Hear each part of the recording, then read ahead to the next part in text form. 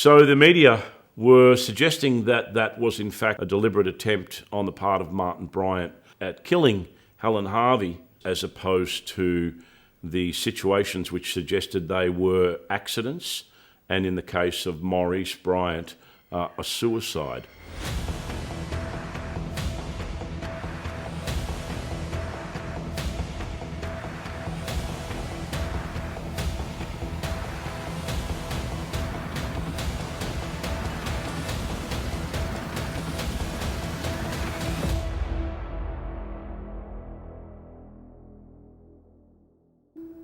Welcome to the Wasp Files.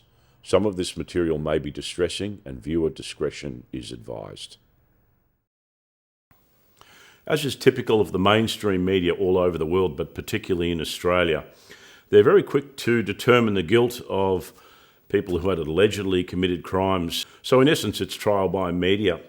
And recently, with the media reports that came out vitriolically damning and demonising Martin Bryant for the Port Arthur Massacre, pretty much on the cusp of the meteoric rise of the Wasp Files channel. There was a report on Channel 7 and then followed up by mainstream media in the press about the allegations that Martin Bryant may have murdered people before Port Arthur. Could Martin Bryant have been stopped long before he came to Port Arthur? Had he killed before? The 35 people who died at Port Arthur were not Martin Bryant's first victims. No. Martin Bryant may have been responsible for 2 other deaths. I don't think that he was ever questioned about the accident. He'd made up his mind he wanted to settle some scores. The 7 News Spotlight investigation that will rewrite history. A note had been found and the notice had called the police. There are a few more suspicious circumstances. So I've got to tell you something. I know where he is. The investigation to find the truth. One of these days, that little bastard's going to grab the steering wheel and put her off the road. You'll never expect what we uncovered. I would have been next. 7 News Spotlight investigates Martin Bryant's dark secrets on 7. So this, of course, caused consternation amongst the media-consuming population, and I was very interested to see what they would report on. And of course it was what I suspected, which involved the deaths of Martin Bryant's sort of eccentric friend Helen Harvey, whom he inherited quite a lot of money from, and also the death of his father, Maurice Bryant. So the reports that came out in the mainstream media were alleging that these were in fact murders, as opposed to the situations which suggested they were accidents, and in the case of Maurice Bryant, a suicide. However, the media are quick to just leap upon the allegations that Martin Bryant was capable of such sadistic activity. So a little bit of background, of course, was that Martin, when he was quite young, had befriended Helen Harvey, who was the eccentric heiress of the Tattersall's fortune. They hit it off, they had a love of animals, and they spent quite a bit of time together. The relationship wasn't intimate, but they were friends. She was a much older lady, quite eccentric, and lived in a place in Newtown at 30 Clare Street. She was very generous with money, so she lavished a lot of money and attention on Martin Bryant, and part of that was that they would purchase a vehicle every week and drive the vehicle around. Martin didn't have a driver's license, so Helen did a lot of the driving. Now, what happened was that there was an accident in which Helen Harvey was killed. It was a head-on collision that occurred between their car and another vehicle travelling in the oncoming lane. And the reports were that Martin had wrenched down on the steering wheel, causing the accident and killing Helen Harvey, and therefore opening the doors to inheriting a large amount of money from her own inheritance. It was stated that Helen had reported to neighbours that Martin did have a propensity for pulling down on the wheel of the car whilst they were driving, and that she was forced to drive at fairly low speeds to avoid, having an accident or a collision. Now, as reckless and dangerous as that kind of behaviour is, it doesn't necessarily constitute murder.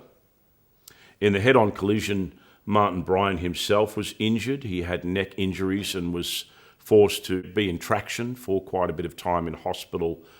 And Helen Harvey sadly was killed in that accident. Ironically enough, one of the people that attended that crash site and rendered assistance was a fellow by the name of Peter Stride, who later on became a professional ambulance officer and attended the aftermath of the Port Arthur Massacre shooting. So, unfortunately, Helen was killed in the crash, and Martin did survive, though he was in hospital for quite some time. And as a result of that, the will that Helen Harvey had left behind left quite a lot of money and property to Martin Bryant, her friend. He inherited a farm at Copping and the house at 30 Clare Street in Newtown, and approximately around $500,000. So this was a lot of money for a man like him to inherit. So the media were suggesting that that was in fact an attempt at killing Helen Harvey, a deliberate attempt on the part of Martin Bryant. But once again, they were careful to say that allegedly, because as reckless and dangerous as that activity may be, it does not constitute a deliberate attempt at murder. Martin Bryant could just as easily have been killed in that car accident himself. Now, following on from that, Martin's father, Maurice Bryant, was found under what was considered to be unusual circumstances, where he had been found drowned in a dam on the Copping farm property that Martin had inherited. At the time, there were reports that a neighbour had seen that there was a sign attached to the front door of the property saying, "Call the police," and that Martin's father, Maurice, had gone missing. When the police arrived, they saw that Martin was on the property and he was acting in supposedly a very frivolous manner, kind of unconcerned and almost in an excited state, despite the fact that there were concerns about his missing father, Maurice. He was also being a bit flirty with some of the female police officers. Later on, they discovered Maurice Bryant drowned in the dam that was on the Copping farm, and he had Martin Bryant's diver's belt, a weighted diver's belt around his neck. So once again, the media had said this could have been a murder. There was a vehicle parked on the property, apparently with a large amount of cash on the front seat of that vehicle. So the media basically linked those two deaths as potential murders carried out by Martin Bryant prior to the Port Arthur Massacre. However, they neglected to mention that with Maurice Bryant, he had, prior to his death, become quite depressed.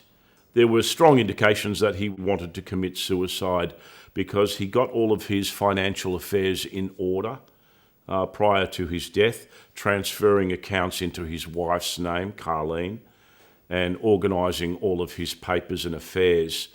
He then rang his daughter, Lindy Bryant, the night before his death and said, "Have I been a good father?" When he was discovered in the dam, he had the belt around his neck, but he also had a packet of Serapaks in his pocket. So it was pretty clear that he had committed suicide. He was a depressive character. Once again, it sort of puts paid to the idea that the media can determine you to be murderous without really reporting the full details and circumstances of the tragic events that led to people's deaths, whether they be accidents.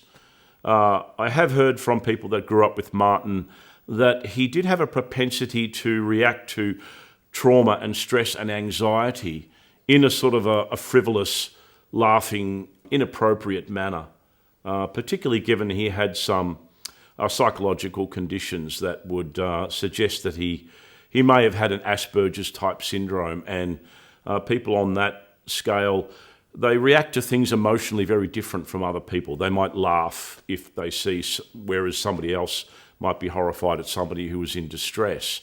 But I did have reports from someone who grew up with him as a friend who said that that's how he would deal with upset, is by laughing and giggling in that inane manner that he did. And this was certainly evident in the police interview when he was being questioned about the events at Port Arthur. A lot of people pointed out that he was acting very inappropriately, laughing and, seeming a bit amused by it all.